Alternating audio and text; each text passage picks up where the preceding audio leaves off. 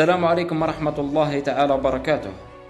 الرئيس الفرنسي في زيارة إلى محميته المغرب، والأب الروحي في زيارة إلى أبنائه المغاربة، ويتهجم على المقاومة الفلسطينية. ألا تخجلون؟